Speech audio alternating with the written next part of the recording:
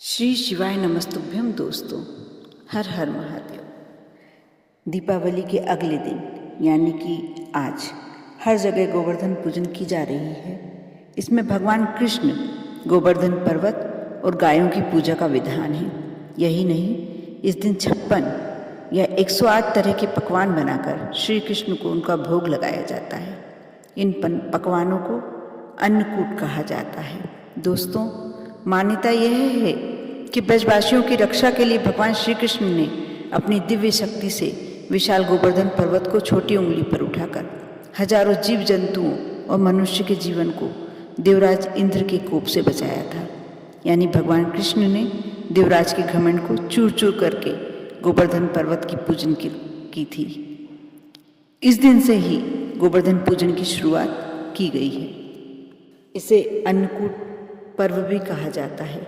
इस दिन लोग अपने अपने घरों में गाय के गोबर से गोवर्धन बनाकर उनकी पूजन करते हैं। आइए इस वीडियो के माध्यम से जानते हैं कान्हा को लगने वाला ये विशेष भोग क्या है और क्यों गोवर्धन के दिन इसे बनाया जाता है।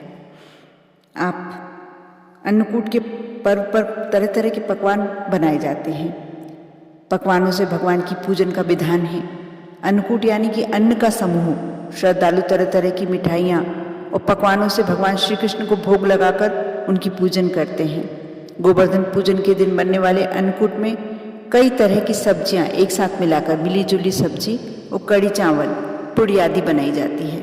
इसके बाद भगवान कृष्ण को इनका भोग लगाया जाता है। फिर प्रसाद के रूप में भक्तों को बांटा जाता है। दोस्तों, अन्नकूट यानी कि गोवर्धन पूजन के दिन भगवान कृष्ण ने देवराज इंद्र के घमंड को चूर चूर कर दिया था। गोवर्धन पर्वत की पूजन की थी। कथा के अनुसार भगवान कृष्ण ने देवराज इंद्र के गुस्से की वजह से होने वाली भारी बारिश से गोवर्धन पर्वत के नीचे समूचे वृंदावन वासियों को बचाया था। इसके बाद कृष्ण ने लोगों को पर्वत और प्रकृति से मिलने वाली वस्तुओं की अहमियत बताने और उनके प्रति सम्मान जताना सिखाने के लिए गोवर्धन पूजन की शुरुआत की थी। इसलिए हर साल गोवर्धन पूजन की जाती है, जिसमें लोग गोबर और साबुत अनाज से भगवान श्री कृष्ण और गोवर्धन पर्वत के प्रतीक बनाकर पूजन करते हैं और प्रकृति से मिली चीज़ों से ही अन्नकूट बनाकर भोग लगाया जाता है।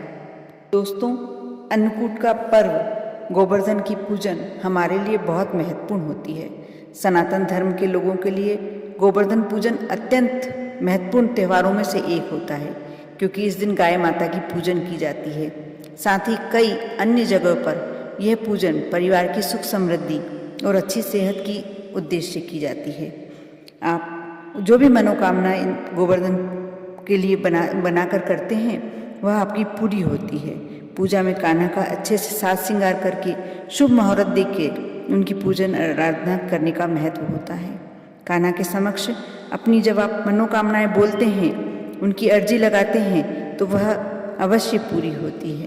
कहते हैं अन्नकूट पर्व सादा त्यौहार नहीं है, कोई साधारण त्यौहार नहीं है, बहुत महत्वपूर्ण त्यौहार है हम लोगों के लिए यह। इस दिन शाम की समय जब गौ वंश की पूजन की जाती है, गाय की पूजन की जाती है, आप उनके पैर के पास की, खुर के पास की थोड़ी सी मिट्टी उठाकर यदि आप ऐसे स्थान पर रख लेते हैं कि जो आपके हमेशा, आप कभी भी आपका कोई केस चल रहा है, मुकदमा चल रहा है, या कोई आप ऐसी इच्छा से जा रहे हैं कि आपको वो कार्य सफल करना ही है, वह मिट्टी को आप रख के अपने पास जेब में रख के ले जाएं, पर्स में रख के ले जाएं, आपका वह कार्य अवश्य सफल होगा।